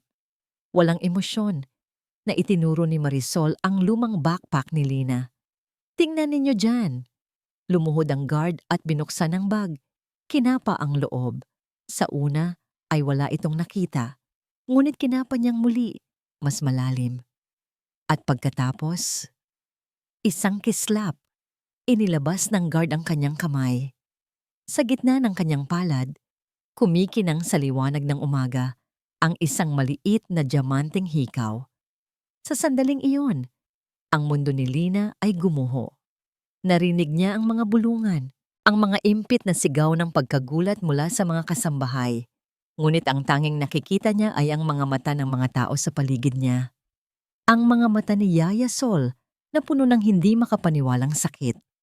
Ang mga mata ni Rico na nakatayo sa may pintuan na puno ng nag-aapoy na galit. Ang mga mata ni Marisol na puno ng isang malamig at matagumpay na ningning. At ang pinakamasakit sa lahat, ang mga mata ni Don Rafael, ang kanyang papa, Rafael, ang kanyang tagapagligtas, ang kanyang bayani. Ang mga mata nito ay basag, puno ng sakit, pagkalito, at isang bakas ng pagdududa. Sinubukan niyang magsalita. Sinubukan niyang sabihing, hindi po ako, pero walang boses na lumabas sa kanyang lalamunan. Ang kanyang bibig ay bumubuka. Ngunit ang tanging lumalabas ay hangin para siyang nalulunod. Ang buong bigat ng kasalanang hindi niya ginawa ay dumagan sa kanyang munting katawan. Dahan-dahang lumapit sa kanya si Don Rafael. Ang bawat hakbang nito ay tila 1 milya ang layo. Lumuhod ito sa harap niya. Ang kanyang mukha ay 1 metro na lang ang layo mula sa kanya. Ang kanyang mga mata ay puno ng pighati. Ang kanyang boses ay basag. Isang bulong na mas masakit pa sa isang sigaw. Lina, anak, sabihin mo sa akin ang totoo. Para kay Lina, ang tanong na yon, ang katiting na pagdududa sa boses ng taong pinagkakatiwalaan niya ng buong puso ay ang tunay na hatol, ang tunay na pagkakanulo. Ang tanong ni Don Rafael ay nanatiling nakabitin sa hangin, isang espada na handang bumagsak. Ang mga mata ng lahat ay nasa kay Lina, isang munting bata na napapaligiran ng mga lobo, hinihintay ang kanyang pag-amin sa isang kasalanang hindi niya ginawa. Ang kanyang mga labi ay nanginginig, ngunit wala pa ring boses na lumalabas. Nakita niyo na, Rafael, sabi ni Marisol. Ang kanyang boses ay puno ng huwad na pighati. Kahit siya ay hindi makapagsinungaling. Pagkatapos ng lahat ng ginawa natin para sa kanya, ito ang isusukli niya. Isang ahas na pinapasok natin sa ating tahanan. Tumahimik ka! Ang boses na yon ay hindi galing kay Don Rafael. Iyon ay boses ni Yaya Sol. Lahat ay napalingon sa matandang kasambahay. Si Yaya Sol, na palaging nakayuko at magalang, ay nakatayo ngayon ng tuwid. Ang kanyang mga mata ay nag-aalab sa isang matuwid na galit na matagal na niyang kinikimkim. Hindi magnanakaw ang batang ito.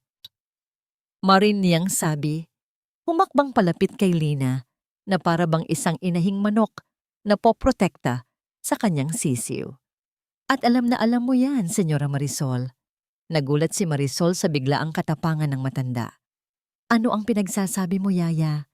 Nawawala ka na ba sa iyong sarili? Nagtatanggol ka ng isang magnanakaw? Mas gugustuhin ko pang maging tagapagtanggol ng isang inosente kaysa maging alipin ng isang demonyo, sagot ni Yaya Sol. Tumingin siya ng diretso kay Don Rafael. Don Rafael, patawarin niyo po ako. Matagal ko na po itong dapat sinabi. Ang senyorang siya po ang nananakit kay Lina. Nakita niya akong may nakitang isang lumang litrato at pinagbantaan niya ang aking buhay. Sinungaling, sigaw ni Marisol. Ang kanyang mukha ay namumula na sa galit at takot. Nababaliw na ang matandang ito. Rafael, huwag kang maniwala sa kanya. Hindi siya nag-iisa. Isang bagong boses ang pumuno sa silid. Si Rico. Dahan-dahan siyang humakbang papasok mula sa pintuan. Ang kanyang mga mata ay nakatuon lamang kay Marisol. Ang kanyang mukha ay kalmado, ngunit ang kanyang mga kamao ay nakakuyom sa kanyang gilid. At sino ka naman para makisali dito? Nandidiring tanong ni Marisol. Isa ka lang hamak na driver. Ako nga ay isang hamak na driver, sagot ni Rico. Ang kanyang boses ay mababa at puno ng bigat.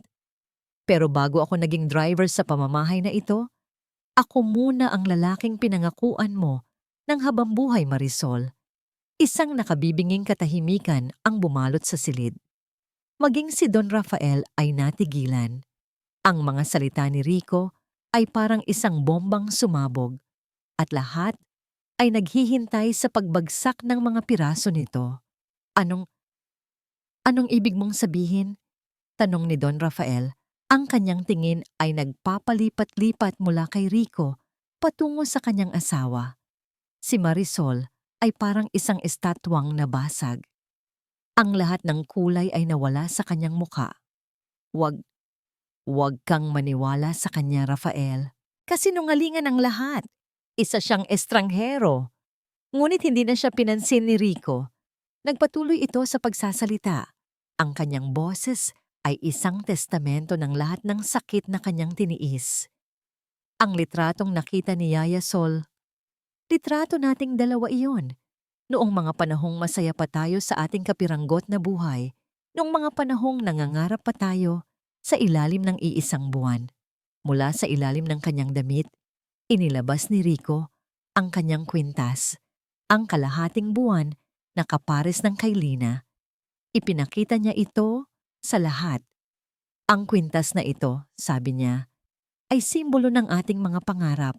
Ang kalahati ay nasa akin at ang isa ay ibinigay mo sa kanya. Itinuro niya si Lina. Ang isa ay isinuot mo sa leeg ng anak natin bago mo siya iniwan sa isang madilim na eskinita para lang sa lahat ng ito. Ang kanyang huling mga salita ay isang akusasyon na tumama sa bawat sulok ng mansyon. Lahat ng mga mata ay napunta sa kwintas ni Lina. Pagkatapos ay sa kwintas ni Rico. At sa wakas, sa namumutlang mukha ni Marisol, ang perpektong kastilyo ng kasinungalingan na kanyang itinayo ay gumuho sa isisang iglap. Wala nang matatatakbuhan, wala nang maitatago. Lumapit si Don Rafael kay Lina. Ang kanyang mga kamay ay nanginginig habang marahan niyang hinahawakan ang kwintas ng bata. Kinuha niya ang palawit ni Rico at pinagdikit ang dalawa. Magkasaktong-sakto. Isang perpektong buwan, ang katotohanan ay naroon na, kumikinang sa kanyang palad, malamig, matigas, at hindi maikakaila. Ang bata na kanyang kinupkop, ang bata na kanyang minahal na parang tunay na anak, ay anak pala sa laman ng babaeng pinakasalan niya.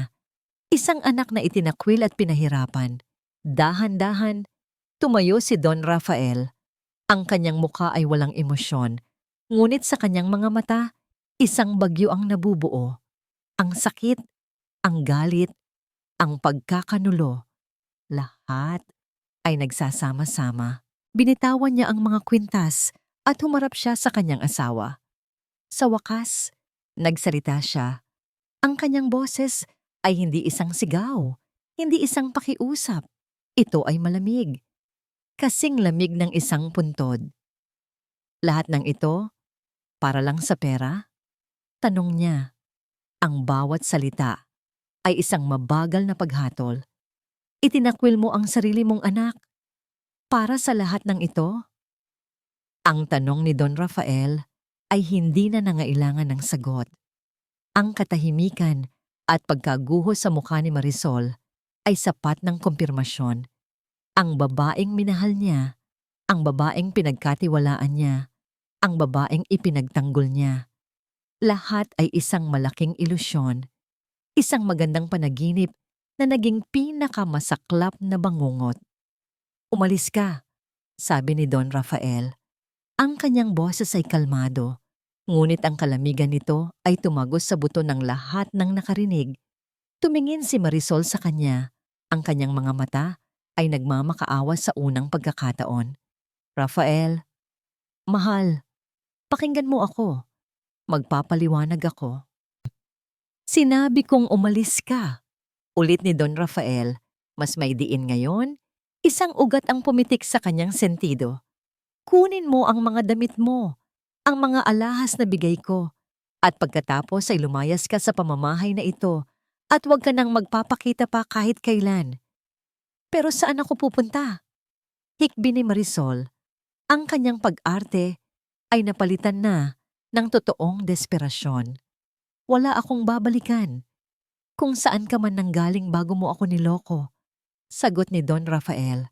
Bumalik ka sa mundong mas pinili mong talikuran kaysa sa sarili mong anak. Hindi ko na problema yon. Bumaling si Don Rafael sa mga security guard. Ilabas ninyo siya. Walang pag-aalinlangan. lumapit ang 2 guard kay Marisol. Ang dating senyora ng mansyon, ang reyna ng kanyang palasyo, ay kinaladkad palabas ng silid na parang isang ordinaryong kriminal. Ang kanyang mga pagmamakaawa at pag-iyak ay umalingaw-ngaw sa pasilyo hanggang sa unti-unti itong naglaho. Ang lahat ng naiwan sa silid ay ang bigat ng katotohanan. Dahan-dahang lumuhod si Don Rafael sa harap ni Lina. Ang galit sa kanyang mukha ay nawala na. Napalitan ng isang pighating hindi masukat. Dahan-dahan niyang inabot ang pisngi ng bata. Hinaplos ito na para bang isa itong babasaging bagay na natatakot siyang mabasag. "Patawarin mo ako, anak," sabi niya. Ang kanyang boses ay basag at puno ng pagsisisi. "Patawarin mo si Papa kung hindi kita naprotektahan. Patawarin mo ako kung nagduda ako sa'yo kahit isang saglit." At doon, sa harap ng lahat, ang makapangyarihang Don Rafael de Villa ay umiyak. Isang iyak na hindi dahil sa kakanulo sa kanya, kundi dahil sa sakit na tiniis ng isang inosenteng bata sa ilalim ng kanyang bubong. Sa wakas, natagpuan din ni Lina ang kanyang boses. "Papa?" Bulong niya, at sa unang pagkakataon, yumakap siya ng mahigpit kay Don Rafael, isinubsob ang kanyang mukha sa dibdib nito, at doon ibinuhos ang lahat ng luhang matagal na niyang kinimkim. Napanood ni Rico ang lahat ng yon mula sa isang tabi. Ang puso niya ay nahahati. Isang parte niya ay masaya dahil sa wakas ay ligtas na ang kanyang anak. Ngunit isang parte rin niya ang nakakaramdam ng kirot. Ang lalaking yumayakap sa kanyang anak, ang lalaking tinatawag nitong Papa, ay hindi siya. Maya-maya, matapos ang ilang sandali ng pag-iyak, tumayo si Don Rafael. Buhat-buhat pa rin si Lina na tila ayaw nang bumitaw. Humarap siya kay Rico. "Salamat," sabi ni Don Rafael. Isang simpleng salita na naglalaman ng lahat ng pasasalamat at respeto. "Salamat sa iyong katapangan," tumangulang si Rico. Habang naghahanda ng umalis si Marisol, dala ang 2 maleta na naglalaman ng kanyang nakaraang buhay, nagkaroon sila ng huling pagkakataon na magkaharap. Nakita niya si Lina, ligtas sa mga bisig ni Don Rafael. Naglakad siya palapit. Huminto si Don Rafael, hinayaang maganap ang huling sandali na ito. Tinitigan ni Marisol si Lina, hindi mula sa itaas, hindi bilang isang donya na tumitingin sa isang pulubi. Tinitigan niya ito bilang isang estranghero na may pamilyar na mukha. Wala nang galit sa kanyang mga mata. Wala nang pagkasuklam. Ang tanging naroon ay isang malawak at malamig na kawalan. Isang pagsisisi na huli na nang dumating. "Pa!" Sinubukan niyang magsalita, ngunit walang salitang lumabas. Tumalikod siya at naglakad palayo. Hindi na lumingon pa. Ang bawat hakbang niya palayo sa mansyon ay isang hakbang pabalik sa nakaraang pilit niyang tinakasan. Nang gabing iyon, matapos patahanin si Lina at patulugin ito sa guest room, ang tunay na silid nito, pinuntahan ni Don Rafael si Rico sa hardin. "Hindi ko alam kung paano magpapasalamat," sabi ni Don Rafael. "Ang kaligtasan lang po ng anak ko ang mahalaga," sagot ni Rico. Isang mahabang katahimikan. "Gusto kong kunin na siya," sa wakas ay sabi ni Rico, bagamat ang kanyang boses ay puno ng pag-aalinlangan. "Iyon naman talaga ang plano ko, ang mahanap siya at dalhin sa akin."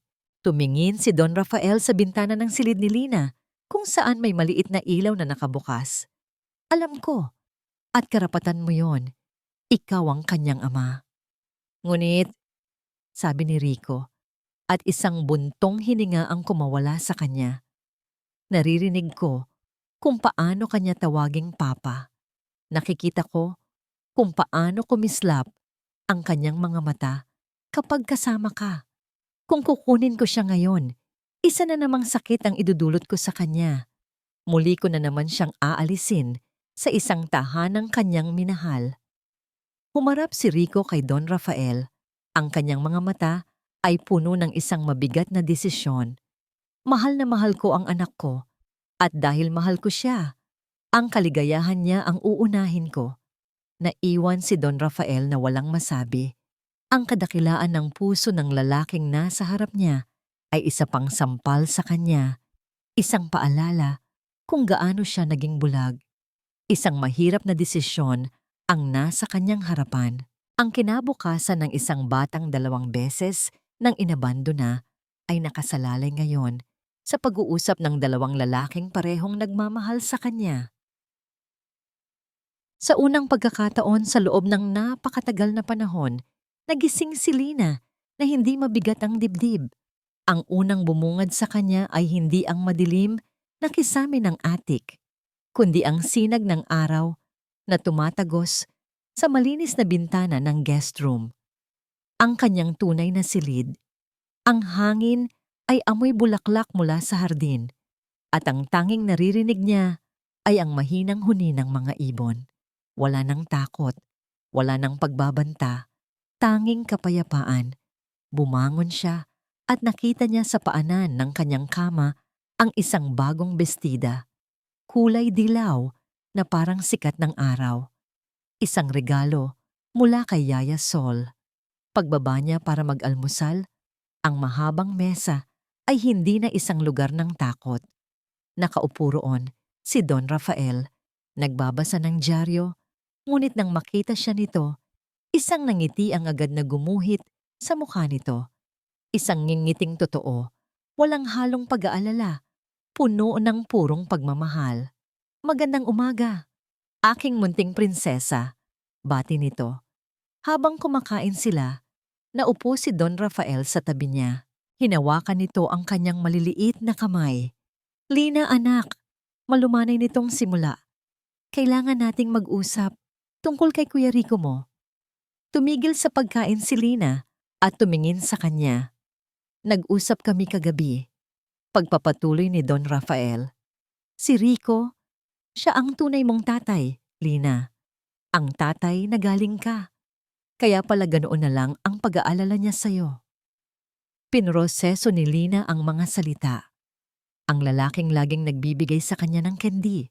Ang lalaking sumasalo sa kanya ay ang kanyang ama. Isang parte niya ay masaya, ngunit isang parte rin niya ang natakot. Ibig sabihin ba nito ay aalis na siya? Iiwan na niya ang lalaking nasa harap niya na itinuring na niyang sariling ama? Tila nabasa ni Don Rafael ang takot sa kanyang mga mata. Pero ako rin, sabi nito, masinigpitan ang hawak sa kanyang kamay. Ako rin ang tatay mo, ang tatay ng puso mo, at pareho ka naming mahal na mahal. Nagdesisyon si Rico na hindi kanya ilalayo sa akin. Ang gusto lang niya ay maging parte ng buhay mo. Pwede ba yun sa'yo, anak? Ang magkaroon ng 2 tatay na nagmamahal sa'yo? Tinitigan ni Lina si Don Rafael. Nakita niya ang pagmamahal sa mga mata nito, ngunit nakita rin niya ang kaunting takot. Ang takot na baka iwan siya. At sa sandaling iyon, alam na ni Lina ang kanyang sagot. Hindi siya nagsalita. Sa halip, bumitaw siya sa pagkakaupo, tumakbo palapit kay Don Rafael at niyakap ito ng napakahigpit. Isinubsob niya ang kanyang mukha sa dibdib nito, nilalanghap ang pamilyar na amoy ng kanyang tagapagligtas. Papa, bulong niya, sa unang pagkakataon nang may buong pag-unawa at pagmamahal. Ikaw po ang papa ko. Naramdaman niyang humigpit ang yakap ni Don Rafael at isang hikbi ng kaligayahan ang narinig niya mula rito. Lumipas ang ilang buwan. Ang mansyon na dating binabalot ng takot at kasinungalingan ay napuno ng tawanan. Si Lina ay hindi na ang batang laging nakayuko at takot. Ang kanyang mga pisngi ay mas mabilog. Ang kanyang mga mata ay laging kumikislap. At ang kanyang mga tawa ay malayang umaalingaw-ngaw sa bawat pasilyo. Si Rico ay naging isang permanenteng parte ng kanilang buhay. Hindi na bilang isang driver, kundi bilang isang kaibigan, isang kakampi. Tuwing Sabado't Linggo, naroon siya. Minsan ay tinuturuan niya si Lina magbisikleta. Minsan ay nagdadala siya ng paborito nitong ice cream para kay Lina Siya si Tatay Rico, ang isa pa niyang bayani.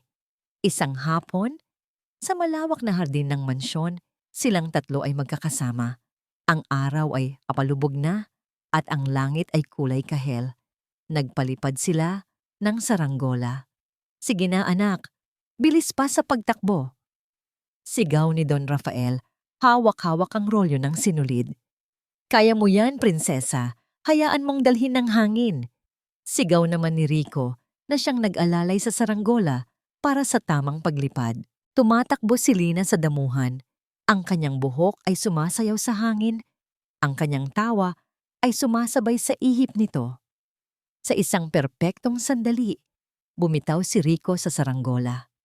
Lumipad ito paitaas, sumasayaw sa kalangitan. Isang makulay na ibon na malaya at masaya. Pinanood nilang tatlo ang paglipad nito hanggang sa maging isang maliit na tuldok na lang ito sa langit.